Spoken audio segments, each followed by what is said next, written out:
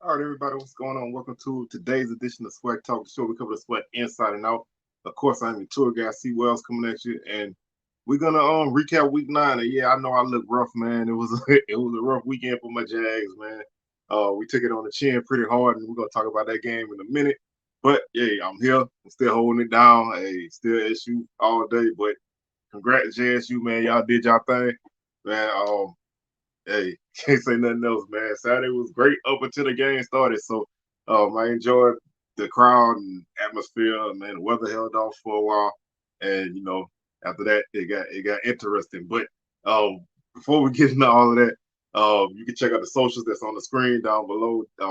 Swag Talk is the Instagram, Swag Talk Facebook, Twitter is Swag Talk 76. If you like to show a little love to the show, you can hit the Cash App or $ Swag Talk. It would be much appreciated. If you haven't done so already, won't you please subscribe to the channel? If you have, man, thank you so much. And let somebody else know to subscribe, man. We making our way to 800.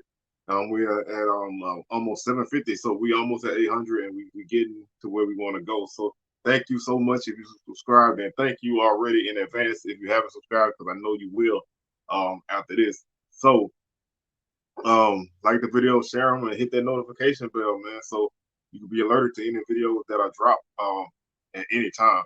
So, man, let's with all that out of the way, man. Let's go ahead and we're gonna start with the game that I picked as my game of the week. I think most people picked it as their game of the week, and for about a quarter, it was the game of the week. It was a very good first quarter and part of the second quarter, and a 22-point second quarter changed the whole face of this game. JSU 35 Southern zip, as they like to say in Jackson. I ain't heard that in a minute. But 35-0 JSU, man, solid win. They proved that they are the team to beat in the conference, man. I think is there. I knew this even before this game, so don't take this as oh man, he only saying it because they lost. But I think that this is the team to beat. This is their championship to lose, man. This is like seeing this team in person and seeing them on TV is almost two different things. You can see how good they are on TV, but in person, you can really see how these guys swarm to the ball on defense. Any run play, you look like you got a hole, and man, it's closed up in a second. The offense it can be explosive. I think maybe they slowed down a little bit with the weather. They had a couple drops, but they can get it done. Southern defensively, I thought Southern played a really strong, pretty much almost most of the first half. They gave up some big plays. The offense just never really could help them out. If you play in JSU, you need to play complementary football. Your offense and your defense need to be in sync because you cannot make offensive mistakes and keep putting your defense on the field because they're gonna give up points eventually. JSU is explosive, but they can be patient because their defense is gonna get them the ball back constantly. So they're gonna whenever they need to, they're gonna finally make that big break and start their tidal wave. And for Southern, their tidal wave came probably about midway in the second quarter. JSU scored first with 10 minutes and 57 seconds left in the second quarter when Savion Wilkerson caught a 3-yard pass from Shedeur Sanders. Extra point was good. They made it score 7-0. Southern extended their drive quite a few times with some penalties, but JSU was able to continue to march and score. 2:34 left in the second quarter, and this is the play I think that really just turned this game around. Even though Southern really wasn't doing much offensively, but defensively they kept getting them the ball back. But I think at this point, after this play, the momentum totally swung to JSU. Shedeur Sanders had a big 42-yard touchdown run.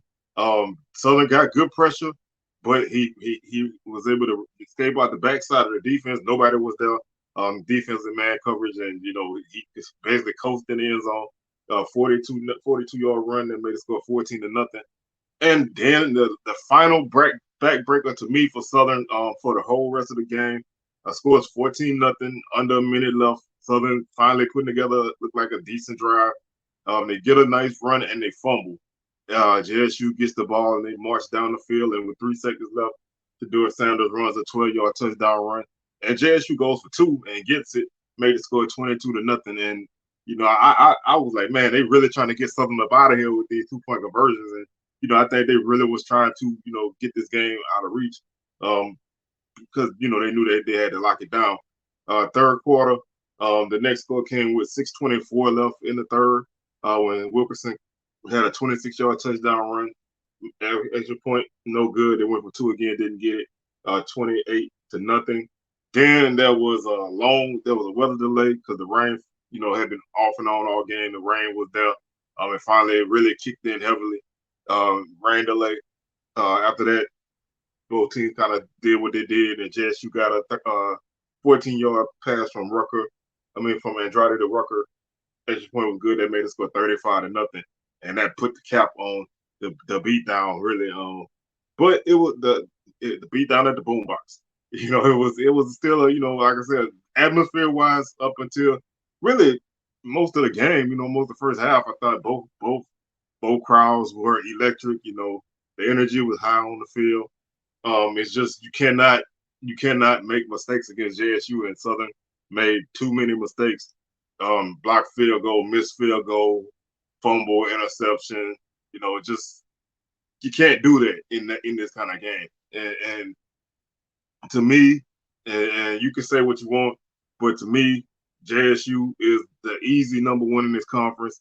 Then there's a gap, and I'll say 2, 3, 4, and maybe 5. Let's say these are not in any order, but JSU is obviously number one, and then there's a gap, and then I'll say there's like Southern, Prairie View, FAMU, TSU, Texas Southern. Those 4 teams are next, and you could probably put Prairie. When I say Southern, I'm not saying they're number 2, but they in that group in that second group. And then there's a little gap, and then there's like Alcorn, Grambling, the Bama schools, and then there's another gap, and then I would say there's like Bethune-Cookman, Pine Bluff, and Valley. I think that's everybody. But there's whoever makes it from the West, man, they're gonna have their hands full in the championship. I would love to see my team get themselves back together and go back to Jackson and try to at least make a better showing for themselves, but. That's a lot of football remaining to be seen. But great game for JSU, and they did what they had to do. And as you can see, I'm still kind of feeling the effects, but I'm hanging in there. JSU 22 first down, Southern 10, 136 yards on the ground for Southern, 41 carries, 3.3 yards per carry. No touchdown. JSU 154 yards on 38 carries, 4.1 yards per carry, 3 touchdowns. 85 yards for Southern, passing 9 of 26. No touchdowns, 1 interception. 208 yards for Jackson State up through the air, 19 of 34. 2 touchdowns, no interceptions. 221 total offense for Southern on 67 plays, 3.3 yards per play. They fumbled twice and lost 1. They had 9 penalties for 53 yards. JSU 362 total offense, 72 plays, 5 yards per play. They fumbled twice and lost 1. 7 penalties for 63 yards.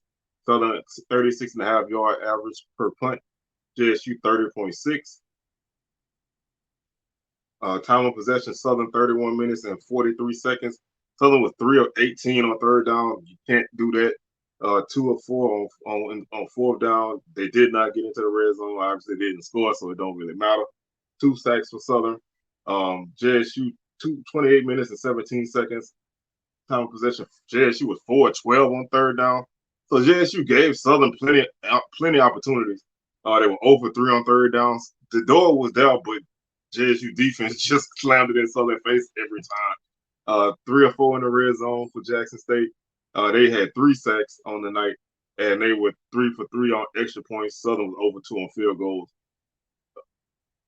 Individually, Bashawn McCray, 9 of 26, 85 yards. No touchdown, 1 interception, sacked 3 times. Shedeur Sanders, 18 of 33. 194 yards, 1 touchdown, no interception, 2 sacks. JP Andrade was 1 of 1 for 14 yards, a touchdown, no sacks, no interceptions.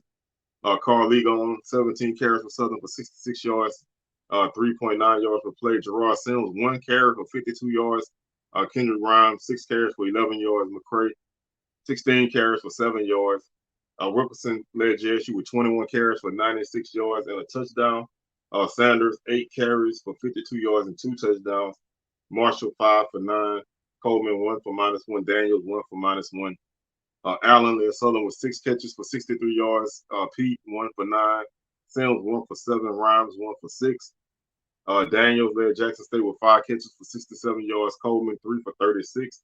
Hooks 2 for 29. Powers 2 for 21. Stevens 2 for 17.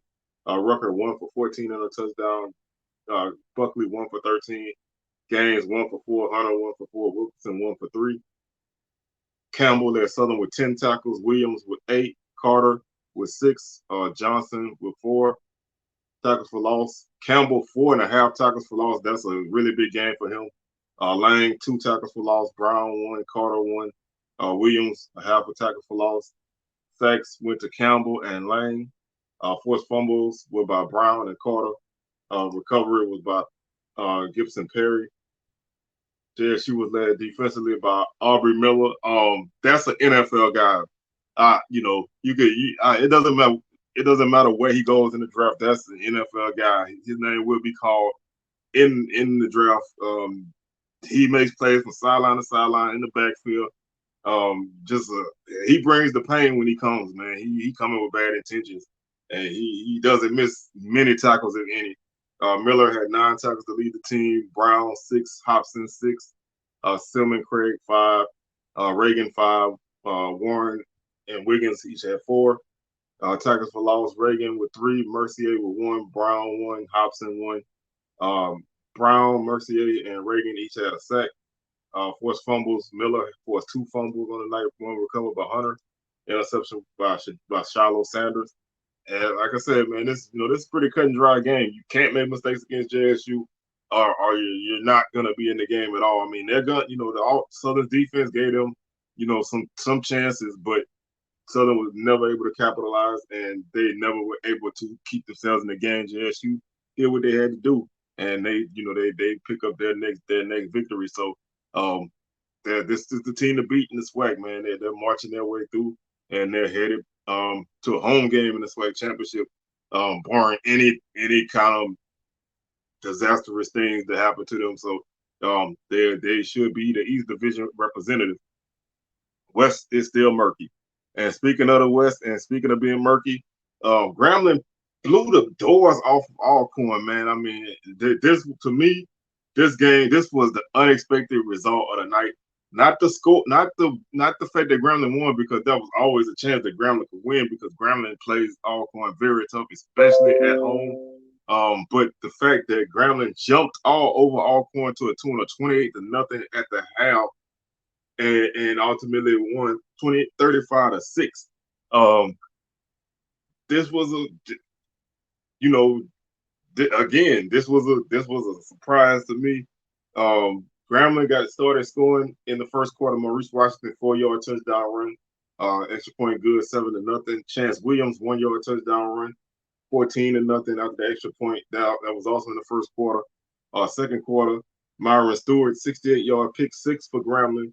Extra point good, 21-0.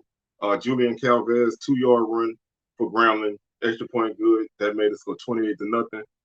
Griffin caught a 4-yard pass from Lawrence, 28-6. No extra point, no good. And Grambling would get a Floyd Chalk 23-yard run to close out the scoring in the fourth quarter, to make the score 35-6 after the extra point. The Alcorn score came with 19 seconds left in the third quarter. So this Grambling just totally statistically, this is gonna look funny, but statistically, Grambling did not have a great game statistically. I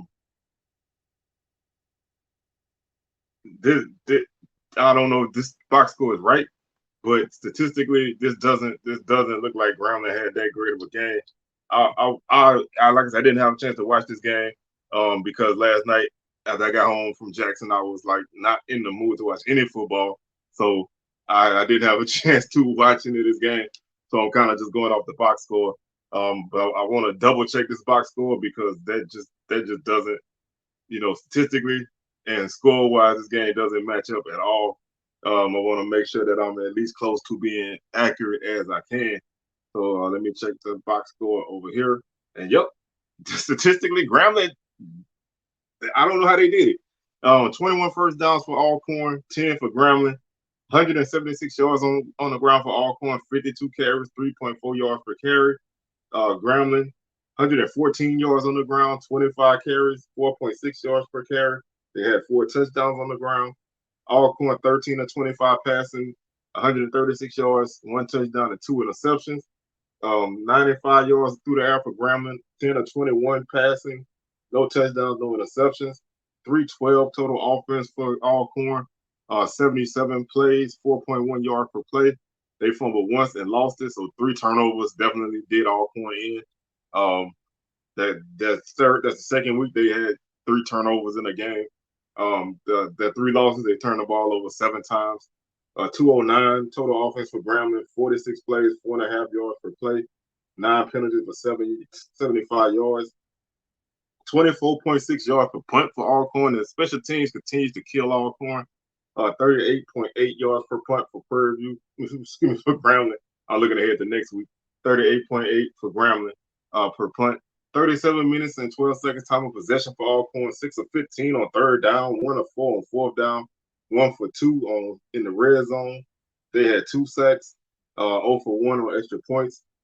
Grambling 22-46 time of possession, 1 of 11 on third down, and they won 35-6. Oh Lord, these stats are just ridiculous.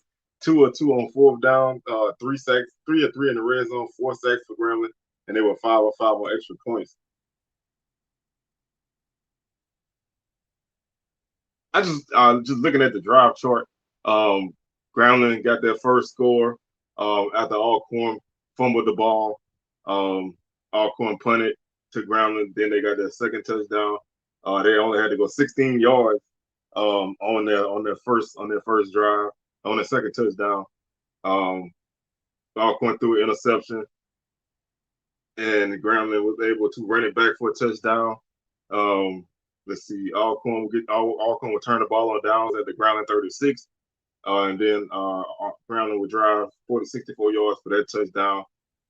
Then their last touchdown came in the fourth quarter after Alcorn scored, and Grambling, excuse me, let's see. Alcorn scored, Grambling would get the ball and drive it for another touchdown to close out the game. So really, like I said, just turnovers and short fields for Grambling just really led to. I mean, for Alcorn giving Grambling short fields really led to them winning this game. Alcorn special teams let them down big time in this game. Trey Lawrence, 7 of 15 for Alcorn, 82 yards, one touchdown, 1 interception, 2 sacks. Allen, 6 of 10 for 54 yards, 1 interception, 2 sacks. Calvez, 7 of 14 for 58 yards, no touchdown, no interceptions, 2 sacks. 3 of 7 for 37 yards for Hawkins, no touchdown, no interceptions, no sacks. Leatherwood, 14 carries for 82 yards, no touchdowns. Howard, 22 carries for 22 carries for 72 yards. Duffy, 6 carries for 37 yards. Allen, 6 for 8. Lawrence, 4 for -23. Washington led Grambling with 9 carries for 69 yards. Almost that 10 carries I've been asking for. 9 carries, 67 yards, 1 touchdown. Chalk, 6 carries, 36 yards and a touchdown. Calvez, 7 for 10. And Williams, 3 for 4 and a touchdown. Everybody that carried the ball for Grambling scored a touchdown. Anthony led Alcorn with 6 catches for 83 yards. Key, 2 catches for 29 yards. Ellis, 1 for 13. Howard, 1 for 5. Leatherwood, 1 for 4. Griffin, 1 for 4 and a touchdown. Duffy, 1 for -2.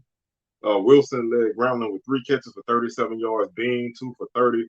Rash, 1 for 11. Coleman, 1 for 8. Waters, 1 for 6. Washington, 1 for 5. And Williams, 1 for -2. Defensively, Kinsler led Alcorn with 4 tackles. Farrer, 3. Smith, 3. Woods, 3. Bailey, 3. Tackles for loss. Smith, 1.5. Cherylus, 1.5. Bailey, 1. Dallas, 1. And Webb, 1. Sacks were by Bailey and Cherylus. No forced fumbles and no interceptions. Grambling was led in tackles by Matthews with 13. I say it every week. This guy's a tackling machine, and he had 13 tackles in this game. 12 for Reed, Asidu, and Thomas each had 6. Stewart and Degre had 5. Nice game by Degre against his old team.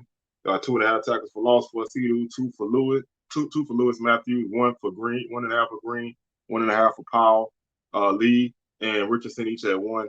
Anderson and Mitchell and Stewart each had a half a tackle for loss apiece. 2.5 tackles for loss for Cedu, 1.5 for Powell. Forced fumble was by Thomas. Recovered by Pierre. Interceptions went to Stewart and Estes. So this was probably the craziest game that you can see. Statistically, this game did not match up to the score. Alcorn did have turnover problems, and special teams just totally killed them. But Grambling still, they still aren't playing consistent offense, but they won. So that when you're trying to turn things around and right the ship for the rest of the season, it don't matter how you win, you just have to win. And they won this game going away. Statistically, it looks like they lost, but they won. I had to double check the box scores because I just felt like that just did not match up with the score. But that's what the score was. So again, Grambling 35, Alcorn 6. Alcorn is on a big slide. They're in trouble now in the division, so they really have to be careful. They need chaos to make something happen. And they need some positivity in the worst way. They have lost 3 straight conference games, all in the division, and that hurts a lot. So this was a pretty good start to the season for Alcorn, but now they're sliding hard, and they have to find a way to make some things happen. The next game, score-wise, was a surprise. The winner was not Prairie View against Bethune-Cookman. Prairie View won this game 58-48. This was a game score-wise I would have never seen happening again. Just like the Grambling Alcorn game, the score was a big surprise. The winner was not. A lot of scoring in this game. Bethune-Cookman, they had the first half edge. Prairie View had the second half edge. Marcus Riley caught a 36-yard pass from Jones to take the lead in the first quarter, 7-0 after the extra point. Jaden Stewart would respond with a 42-yard run for Prairie View, extra point good, 7-7. 4:31 left in the first quarter. Everett, 2-yard pass from Jones, extra point good, 14-7. Bird will get a 2-yard run for Bethune-Cookman to make the score 21-7 after the extra point. Second quarter, 13:41 left. Connolly, 1-yard run for Prairie View, extra point good, 21-14. Then Jones will get a 14-yard run for Bethune-Cookman, extra point good, 28-14. Mark Antoine will get on the board with 5:53 left in the second quarter with a 21-yard run, extra point good, 28-21. 59 seconds left in the second quarter. Riley will get a second touchdown pass from Jones, this time for 19 yards out, extra point good, 35-21. And then with 6 seconds left in the second quarter, Reyes will kick a 40-yard field goal for Prairie View to make the halftime score 35-24. Connolly Bird would get on the board for Bethune-Cookman in the third quarter with 9:27 left from 9 yards out, extra point good. That made it score 42-24. Connolly, 4-yard run for Prairie View, extra point no good, 42-30. Connolly again, this time with 3:12 left in the third quarter, 5-yard run, extra point good, 42-37.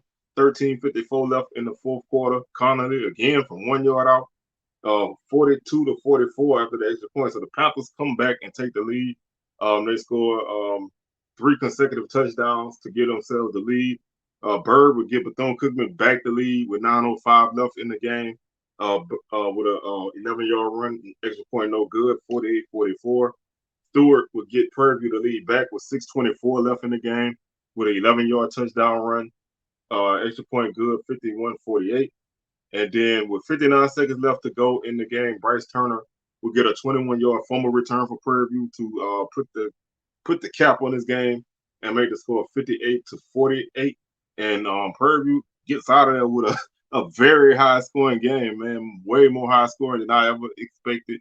Bethune-Cookman was very game, and they had to lead for the bulk of the game, third quarter. 21-point third quarter gave Prairie View the lead. 13-point third quarter, 21-point fourth quarter gave Prairie View the game. Basically, it was a 21-point stretch between the third and fourth quarters that gave Prairie View the lead in this one. Stats: 28 first downs for Bethune-Cookman, 30 for Prairie View. Rushing 244 on the ground for Bethune-Cookman on 34 carries, 7.2 yards per carry, 4 touchdowns. Prairie View 340 on the ground, 56 carries, 6.1 yards per carry, 7 touchdowns. 306 passing for Bethune-Cookman, 26 of 37, 3 touchdowns, 1 interception. Prairie View 221 through the air, 18 of 24, no touchdowns, no interceptions. 550 yards of total offense for Prairie View on for Bethune-Cookman on 71 plays, 7.7 yards per play. They fumbled twice and lost both, and they had 7 penalties for 40 yards. Prairie View 561 total offense, 80 plays, 7 yards per play, 1 fumble, and they lost it. 6 penalties for 55 yards. 1 punt for Bethune-Cookman for 39 yards. 2 punts for Prairie View for 56 yards, giving them a 39-yard average and a 28-yard average. Time of possession, 29-17 for Bethune-Cookman. 8 of 12 on third downs, 2 of 2 on fourth downs. They were 6 of 6 in the red zone, and they had 2 sacks, and they made all their extra points. Didn't attempt a field goal. Prairie View 30 minutes and 43 seconds. Time of possession, 9 of 14. On third down, 1 of 1 on fourth downs, 5 of 5 in the red zone, 5 sacks on the night, 7 of 8 on extra points, and 1 for 1 on field goals. Individually, Jalen Jones, 26 of 37, 306 yards, 3 touchdowns, 1 interception, sacked 5 times. Connolly, 18 of 24 for 221 yards, no touchdowns, no interceptions. He was sacked twice. Bird led Bethune-Cookman with 21 carries for 156 yards. Jones, 12 for 82 and a touchdown. Bird had 3 touchdowns. Bird had 7.4 yards per carry. Jones, 6.8 yards per carry. Terry Lindsay, 1 for 6.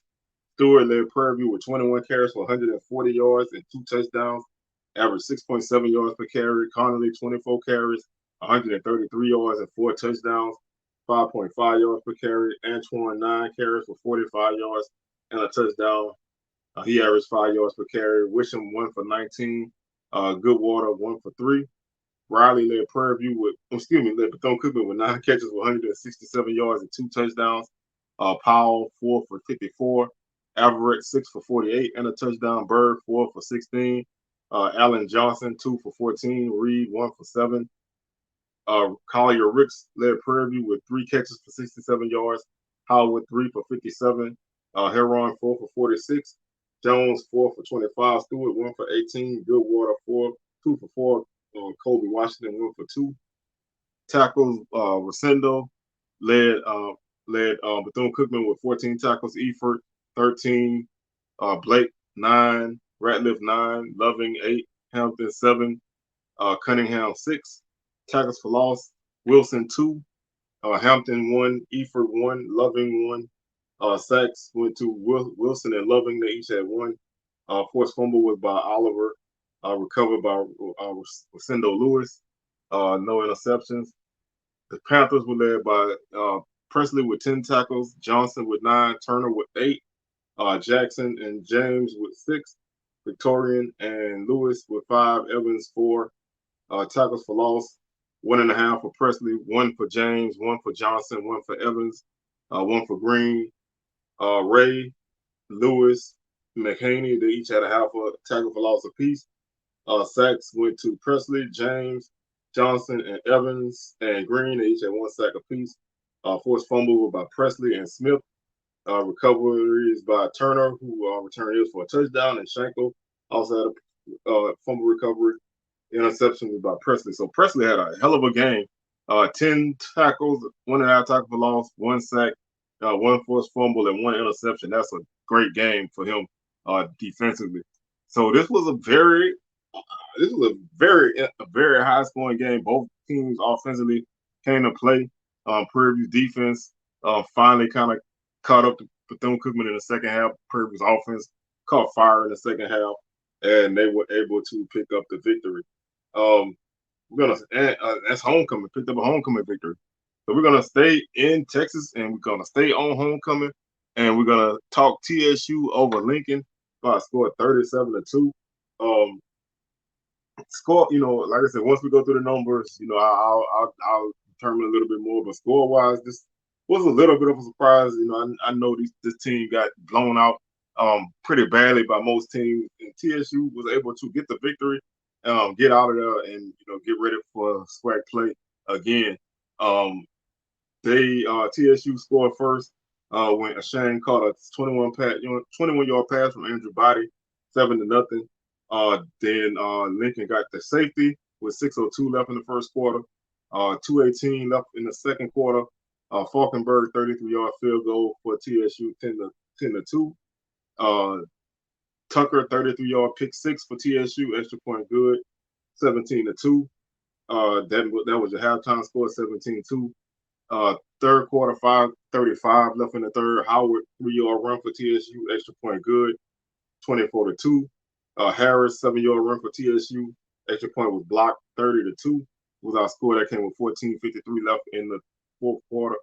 And then Andrew Body threw a 34-yard pass to Means for a score, extra point good, 37-2, and that was our final.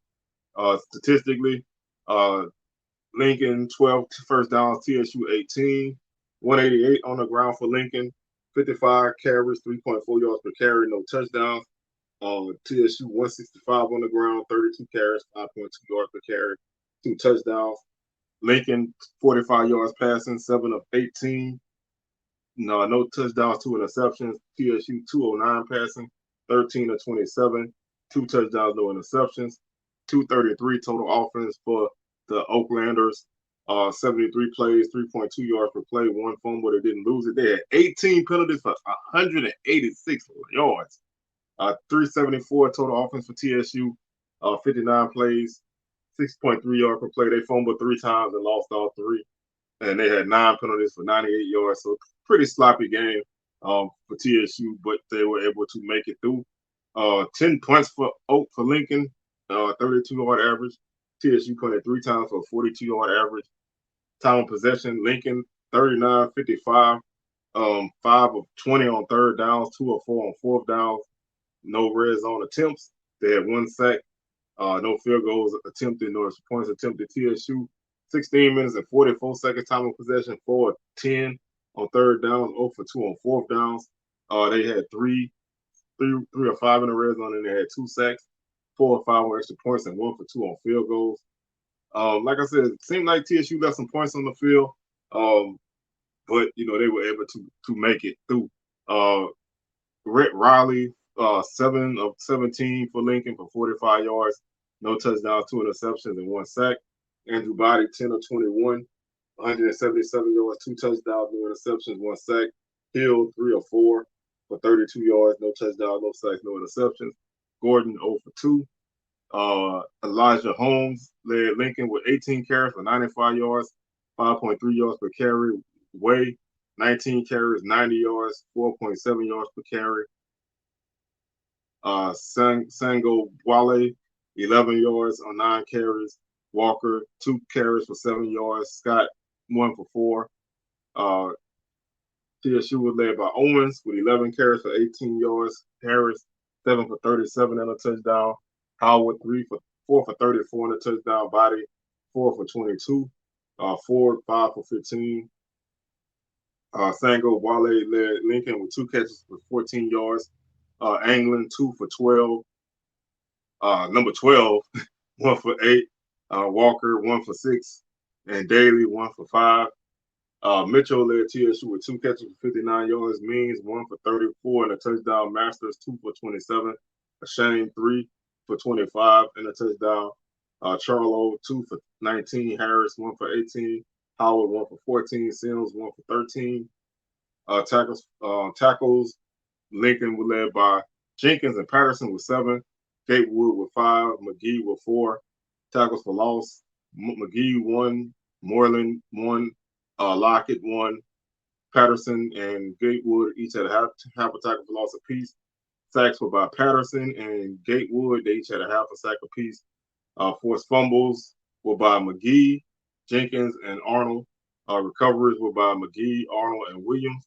no interceptions. TSU was led by Bargerty with 11 tackles, Williams 9, George 7, Henderson 6, Pippins 5 tackles for loss. Williams with 2, Pippins 2, Hardman 1, Olabode 1, Walker 1, Henderson 1, Cotton 1, George, Martinez each had a half a tackle for loss apiece. Sacks, Walker, and Henderson each had 1. Forced fumble was by Henderson. Interceptions were by Tucker. He had 2. So, like I said, this was, one of those games you just want to kind of get your way out of it, play it, win it, and go. And that's what TSU did, and they'll move on to back to SWAC play with a victory. So they can celebrate their homecoming and move on. We're gonna stick on the homecoming trail, and we'll talk FAMU against UAPB. 27-6 was this score. TSU basically dominated this game. Score-wise, 17-0 was the halftime score. Then they scored 10 points in the second half to Pine Bluff 6. So not a good start for Pine Bluff after letting go Coach Doc Gamble. But this was a tough place to go on your first game as an interim coach.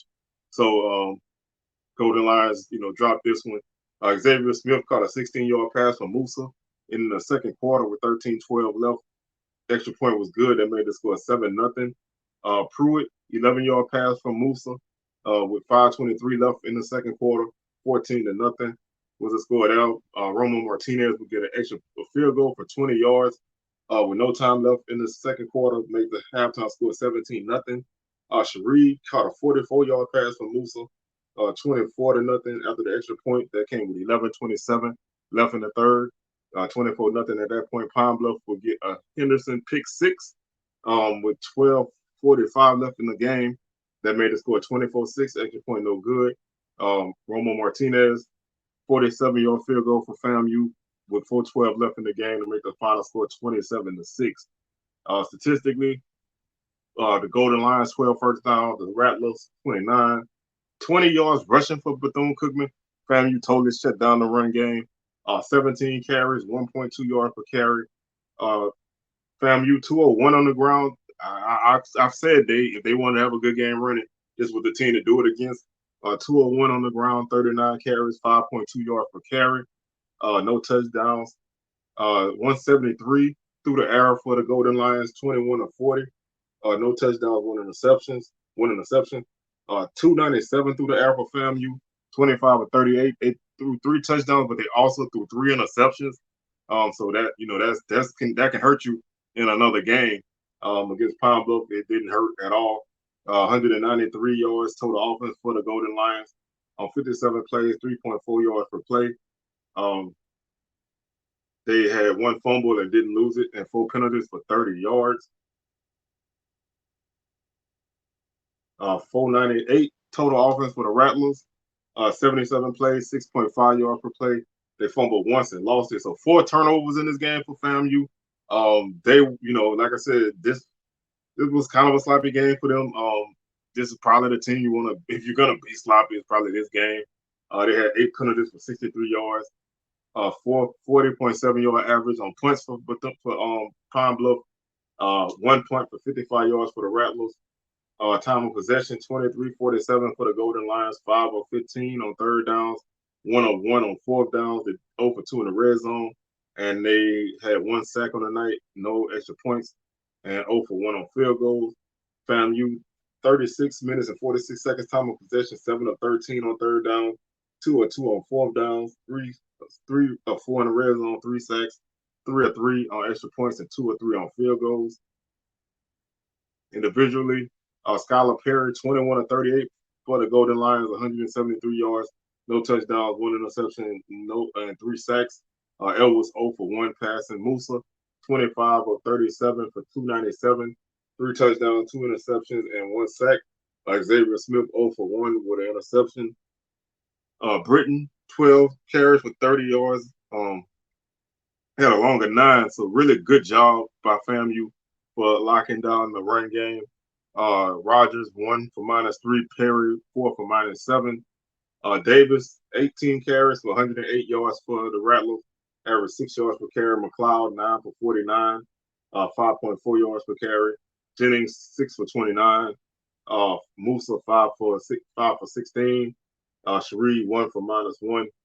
Dawkins led Pine Bluff with 8 catches for 95 yards. Rogers 1 for 21. Tyler Smith 1 for 17. Prince 3 for 16. Williams 2 for 9. Lloyd 1 for 4. Britton 3 for 3. Smith led FAMU with 9 catches for 94 yards and a touchdown. Sheree 5 for 69 and a touchdown. Manigo 3 for 55. Oxendine 3 for 29. Pruitt 2 for 25 and a touchdown. Young 2 for 25.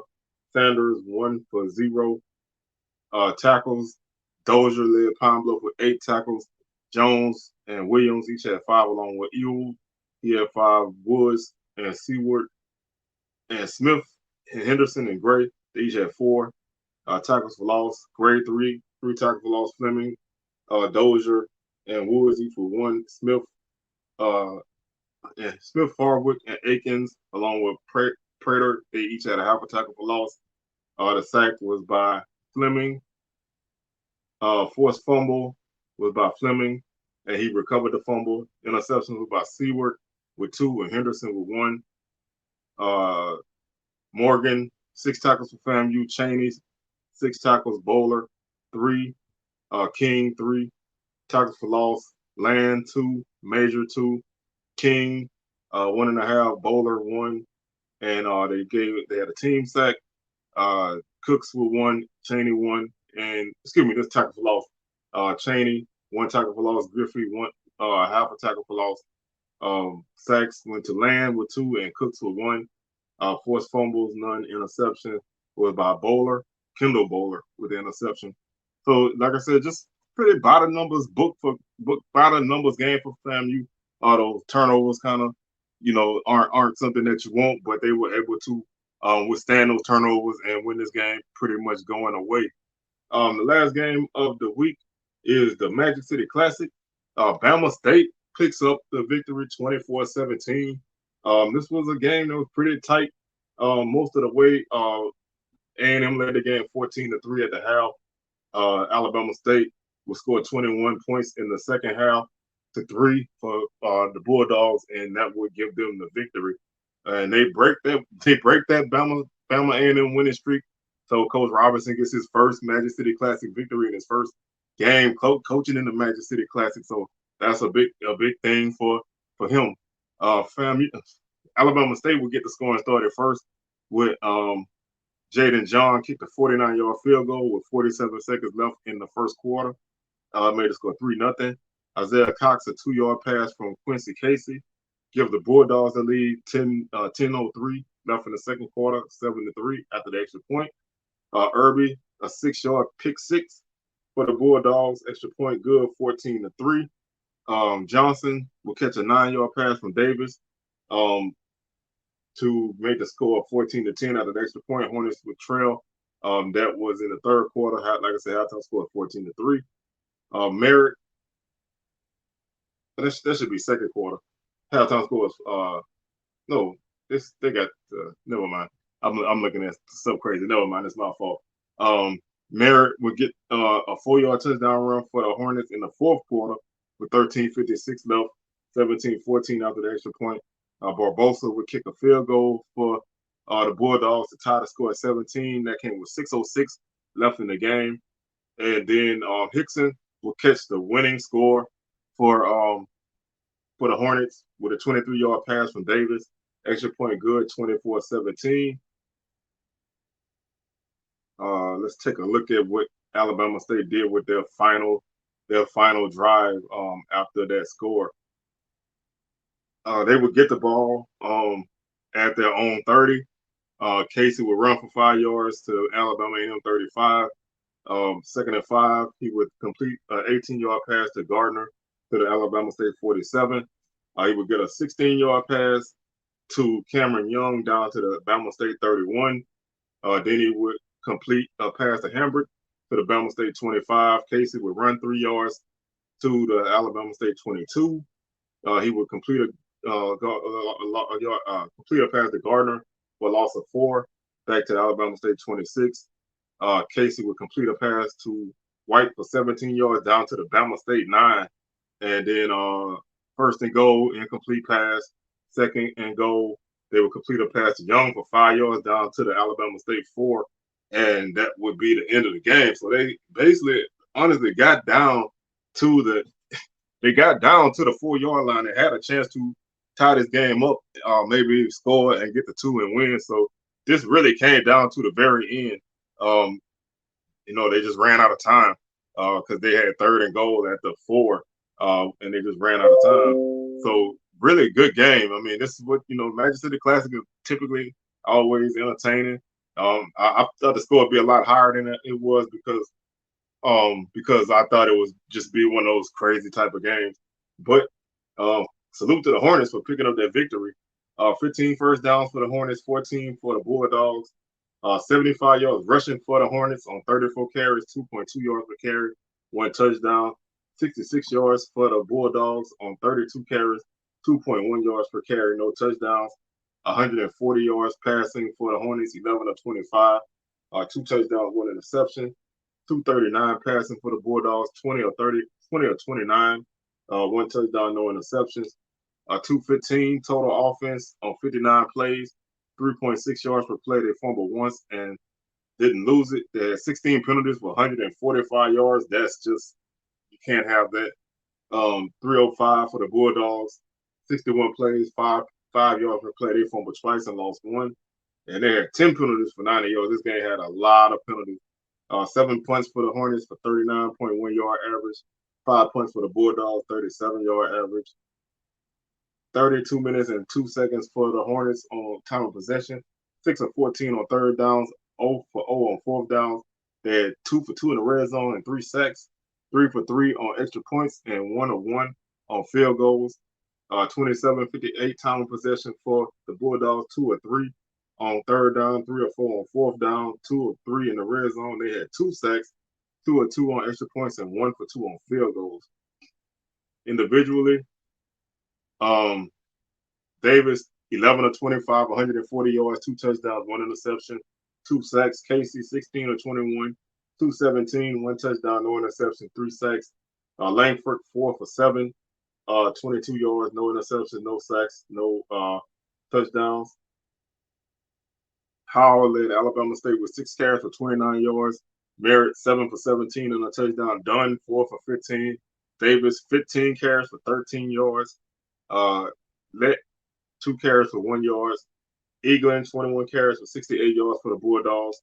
Jemison, 3 for 14. Langford, 1 for 4. Casey, 7 for -20. Edmonds, 1 catch for 42 yards for the Hornets. Johnson, 4 for 33 and a touchdown. Lay, 1 for 26. Hickson, 2 for 24 and a touchdown. Scott, 1 for 8. Merritt, 2 for 7. Young led Alabama A&M with 4 catches for 87 yards. Gardner, 5 for 86. Hambrick, 5 for 27. White, 1 for 17. Clark, 1 for 13. Cox, 3 for 7 and a touchdown. Johnson, 1 for 2. Bubba Adams, 15 tackles on the night. As usual, that guy makes a lot of tackles. Maddox, 9 tackles. Gaddy, 8. Davis, 6. Bellamy, 6. Horton, 6. Cunningham and Young roll with 4 tackles for loss. Ogletree, 2. Lewis Horton, 1.5. Gaddy, 1. Creech, 1. Daniels, 1. Daniels, a half a tackle for loss. Adams, half a tackle for loss. Phillips, half a tackle for loss. Sacks went to Lewis Horton with 1.5. Creech with 1. Daniels, a half a sack. A forced fumble by Creech. Recovered by Norris. No interceptions. Bulldogs led the tackles by Hayes with 8. Terry and Rice with 6. Moses Douglas with 5. McNeil with 4. Tackles for loss. Hayes, 4.5. Rice, 1.5. Hester, 1. Irby, 1. Richardson, Middleton, Connor, and Wesley each had a half a tackle for loss apiece. Sacks. Richardson, Hayes, Middleton, and Connor each had a half a sack apiece. Richardson forced fumble. Interception went to Irby. And Bama State breaks the streak. So that nice win for Coach Robinson, man. They needed that in this game. Had to get on the right side of the track in this game. So big victory for the Hornets, and that closes out week 9. Taking a look at week 10, and we are in November. There's a Thursday night game. Bama A&M is at Valley. That was a 6:30 kickoff on ESPNU. Friday night game, Prairie View hosts Alcorn at 6:30. Um, Saturday, Saturday's games are Pine Bluff at Grambling. That's an ESPN Plus game. 2:00 kickoff. Alabama State at Bethune-Cookman is the HBCU Gold game of the week. That's a 4:00 kickoff. Southern is at FAMU, 5:00 kickoff, ESPN Plus. Texas Southern hosts Jackson State. That's a big game for TSU. ESPN Plus broadcast 6:00 kickoff. So that's week 10 schedule. Quick look at the standings before we get up out of here. Jackson State leads the East, 5-0 record, 8-0 overall. FAMU is 4-1, 6-2. Bama State 3-2, 5-3. A&M 3-2, 3-5 overall. Bethune-Cookman 2-3, 2-6 overall, and Valley is 0-5, 0-8 overall. Valley was the only team off this week. Nobody's off next week. All conference games. Prairie View has jumped into the first place spot this week. They're 4-1, 5-3 overall. Southern is 3-2, 5-3 overall. Texas Southern is 3-2, 4-4 overall. They are technically in second place because they beat Southern. So right now they had a tiebreaker over Southern. Alcorn is 2-3, 3-5 overall. Grambling 1-4, 2-6 overall. Pine Bluff is 0-5 and 2-6 overall. So Valley has an 8-game losing streak. Jackson State has an 8-game winning streak. FAMU has won 6 straight, and Pine Bluff has lost 6 straight. TSU is on a 3-game winning streak, and 2-game winning streaks to Prairie View and Alabama State. Everybody else is either has lost one or won one. So Alcorn also 3-game losing streak. So that's gonna do it for this week's show. Thank you for tuning in. We'll be back on Wednesday as we preview week 10, and we get ready for, I like to call it Championship November, because obviously this is when all the races will be settled. JSU is really close to wrapping up that East Division, man. They have to lose twice for FAMU to catch them, and time is running out. So they pretty much they haven't officially clinched, but they have pretty much got a stranglehold on the division because this team, I don't think, is going to lose any of their last 3 games. The West is a mess. Everybody still has a chance because Alcorn still has to play Prairie View, although right now I don't feel too good about Alcorn's chances. Southern still has a tough stretch. TSU has to play Jackson State this week. It's still a lot of football left. The West is probably going to come down to the very end. So we'll keep our eyes on that race, and we'll continue to update that race as time moves on. So that's going to do it for today's show. And, man, like I said, I'd like to thank y'all for tuning in. We'll catch y'all on Wednesday. And y'all have a good rest of your day and a great week. And we'll catch y'all on the next one. Peace.